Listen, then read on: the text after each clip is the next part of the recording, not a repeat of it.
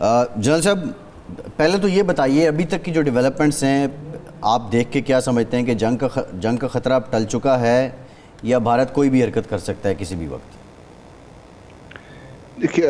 جنگ سے اگر آپ کی مراد یہ ہے کہ کھلے عام ہر طرف سے گولہ باری شروع ہو جائے گی تو اس کے لیے وقت چاہیے ہوتا ہے تیاری کا، وہ بھارت کے پاس نہیں ہے. اور پاکستان کو اللہ تعالیٰ نے بہت ساری جہاں پاکستان کے لیے آسانیاں فرمائی ہیں، یہ ایک آسانی پاکستان کے لیے ہے کہ ہم جنگ کی تیاری کے لیے بھارت سے بہت پہلے ہمارے پاس بہت کم وقت میں ہم تیار ہو جاتے ہیں. ایک تو یہ بہت بڑا ڈفرینس ہے. دوسرا جو کنونشنل ڈومین ہے جس کے بارے میں ہم عام طور پہ بات کم کرتے ہیں، کنونشنلی بھی پاکستان کی فورسز نے اوور دا ایئرس اپنے محدود وسائل میں رہتے ہوئے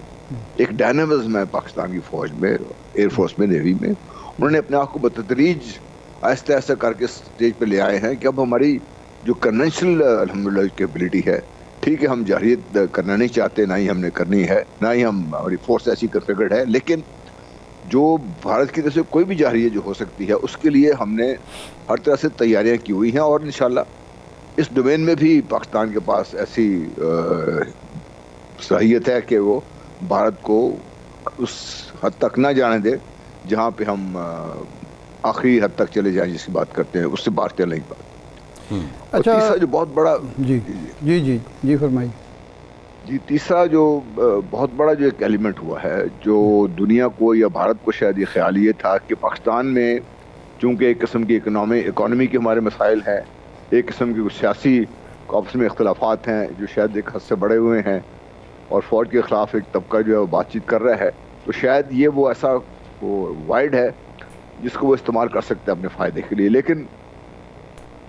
جو چیز بہت اچھی یہ ہوئی ہے کہ جس کا جو بھی نقطہ نظر ہوگا 22 اپریل سے پہلے، اس کے بعد سے آپ دیکھیے کہ پاکستان نے بحیثیت قوم ایک یونائٹڈ، ایک متحد مضبوط طاقت کے طور پر کھڑے ہو گئے ہیں. اور جو کانفیڈنس ڈسپلے ہوا نا کہ ہمارے یہاں کوئی پاگل پن نہیں ہے، کچھ چلا نہیں رہا. اب میڈیا پہ دیکھ لیں، ہم بڑے ریزنبلی بیٹھ کے بات کر رہے ہیں، وہاں پہ میڈیا میں ایک جو آگ لگی ہوئی ہے اس قسم کا جو عام کا جو ایک لیول ہے، جو ایک ایکسٹریم مائنڈ سیٹ ہے جو وہاں پہ بھارت پہ جس نے ملک کو جکڑے ہوئے ہے، جو برہمن زائرنس ہے، اس نے ان کو پاگل کیا ہوا ہے. پاکستان کی طرف نے ایسی کوئی ایسی چیز نہیں، دنیا دیکھ رہی ہے کہ ایک یہ بڑی کانفیڈنٹ قوم ہے، مضبوط قوم ہے، متحد قوم ہے. سب تمام تر کمزوریوں کے باوجود یہ ایسی قوم نہیں ہے جس کو آپ ایسے اسٹیم رول کر جائیں گے. صحیح. اچھا، یہ فرمائیں کہ بھارتی آرمی چیف کا خطاب لیک ہوا، خط لیک ہوا، اور بہت ساری چیزیں سامنے آئیں، 2-3 ان کو جرنیل، ایک ایئر مارشل کو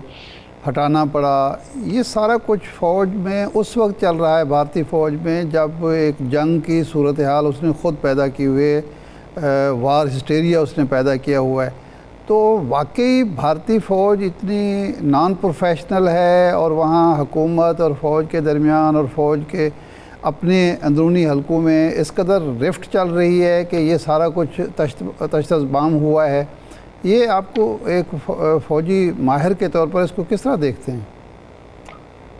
شاہی ماہر تو میں نہیں، ایک فوجی ضرور ہوں. بہرحال بات یہ ہے کہ ہم بھارت کے جو سوسائٹی کے تضادات ہیں وہ اسی طرح فوج میں ریفلیکٹ ہوتے ہیں. وہاں پہ جو ایکسٹریم مائنڈ سیٹ ہے جس کے طرح آپ دیکھیے نا کہ بھارت میں ابھی سکھ ایک طرف کھڑے ہیں، بدھ ایک طرف کھڑے ہیں، ودن جو ان کی ہندو جو ہے قوم ہے اس میں تو ان کی کاسٹ سسٹم کی ڈویژن آلریڈی اپنی جگہ پہ کھڑی ہے. وہ سارا کچھ ان کی فوج میں بڑا کلیئرلی ریفلیکٹ ہوتا ہے. اور وہ چیزیں وہ فوج میں بھی جاتی ہیں. ان کی آپس میں جو ان کے جو اختلافات ہیں، بحیثیتیں، جو بھی آپ کہہ سکتے ہیں، کاسٹ سسٹم کی وجہ سے یا مذہب کی وجہ سے، وہ بڑا کلیئرلی وہاں پہ ریفلیکٹ ہوتے ہیں. ان کے وہاں پہ یہ کوئی اچنبھے کی بات میرے لیے نہیں ہے، کیونکہ بھارت میں اس قسم کی چیزیں پہلے بھی ہوتی رہی ہیں، اب بھی ہو رہی ہیں. اور یہ جیسے جیسے مودی صاحب کا رول بڑھا ہے، انہوں نے یہ جو ان کے آپس میں فیچرز تھے ود ان دی سوسائٹی، اور وہی جو فوج میں بھی ہے، وہ آپ کے سامنے آ رہے ہیں. وہاں پر تو پروموشن تک بھی اب صرف بی جے پی سے کانٹیکٹ کی بنا پہ ہو رہا ہے.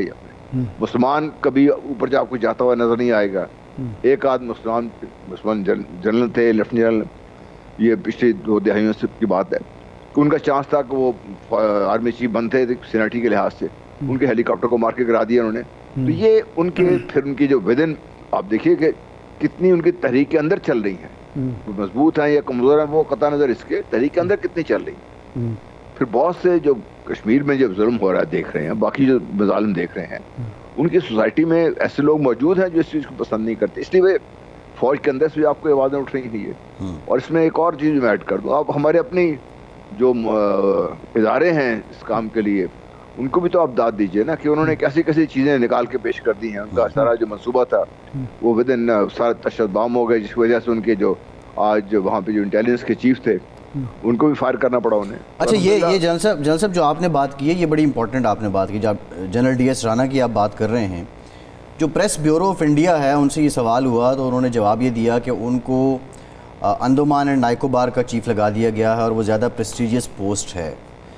یعنی اب ایک چیز تو کلیئر ہو رہی ہے کہ وہ اس بات کی نہ تردید کر رہے ہیں نہ تصدیق کر رہے ہیں کہ وہ اس عہدے پہ ڈی آئی چیف کے طور پہ موجود ہیں یا نہیں ہیں. دوسرا لیکن سوال جو ارشاد صاحب کا بھی تھا کہ ایسے وقت میں جب آپ کا میڈیا، آپ کی حکومت